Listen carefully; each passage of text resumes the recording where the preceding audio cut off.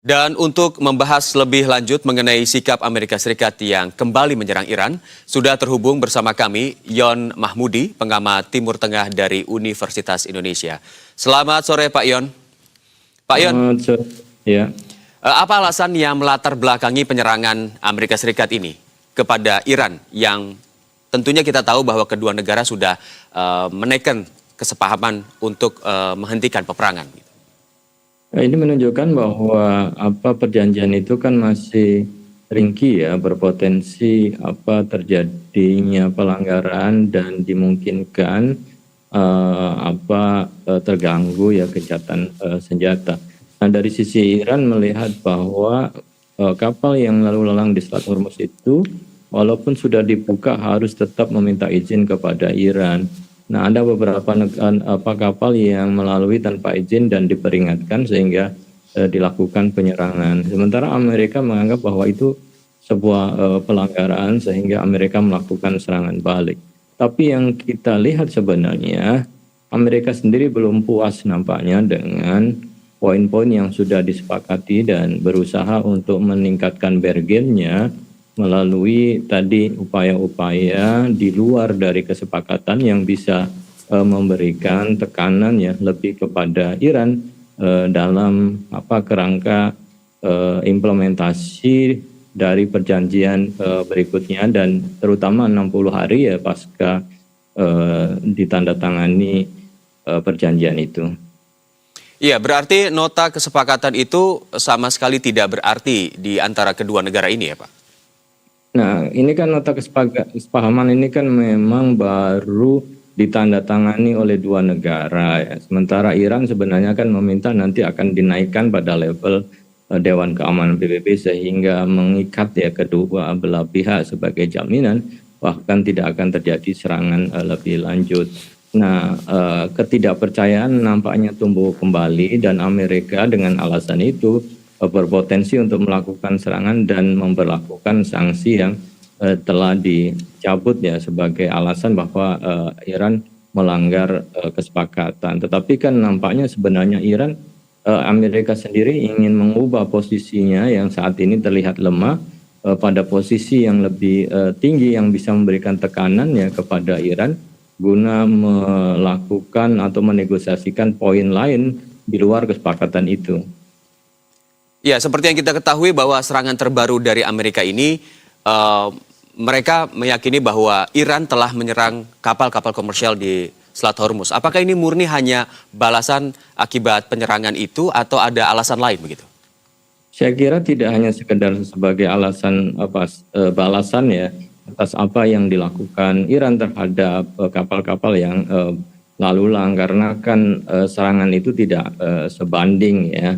Harusnya itu kan bisa dibicarakan kembali kenapa Iran melakukan itu. Apakah juga ada ancaman sebelumnya bagi kapal yang lalu lalang tanpa izin atau kemudian dinegosiasikan terlebih dahulu ya akan mendapatkan semacam balasan begitu sehingga belum benar-benar free dibuka tetapi tetap harus melalui izin ya dari Iran atau otoritas yang ada dan belum benar-benar memang dibuka ya secara penuh.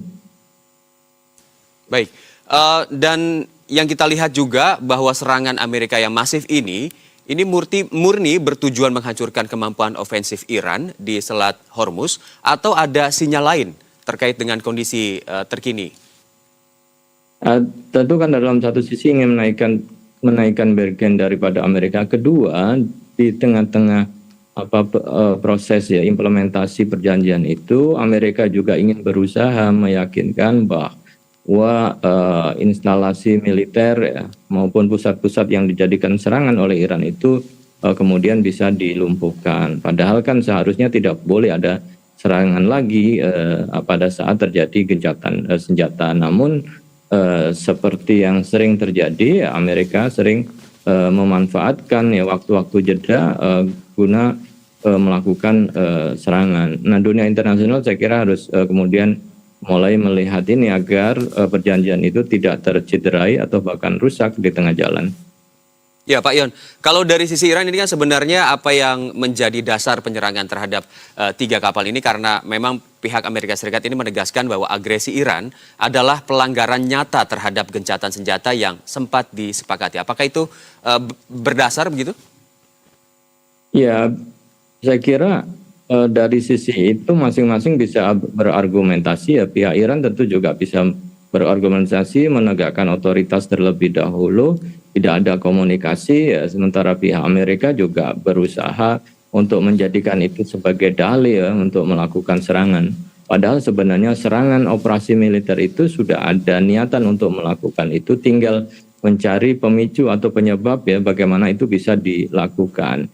Nah, saya kira komitmen kepercayaan kedua belah pihak untuk kemudian memegang ya apa yang sudah disepakati itu menjadi sangat penting ya, terutama Amerika agar kemudian tidak dengan mudah ya menggunakan militernya ya untuk melakukan serangan kembali, dan itu potensi terjadinya kebuntuhan untuk pelaksanaan gencatan senjata bisa bermasalah ke depannya. Baik. Ini tadi Anda menyatakan bahwa Amerika kerap memanfaatkan celah. Apakah kesibukan pemerintah Iran dan juga masyarakat Iran yang tengah melakukan prosesi pemakaman Ali Khamenei juga ini berkaitan dan dimanfaatkan oleh pihak Amerika begitu? Nah, itu saya kira salah satunya ya digunakan oleh Amerika.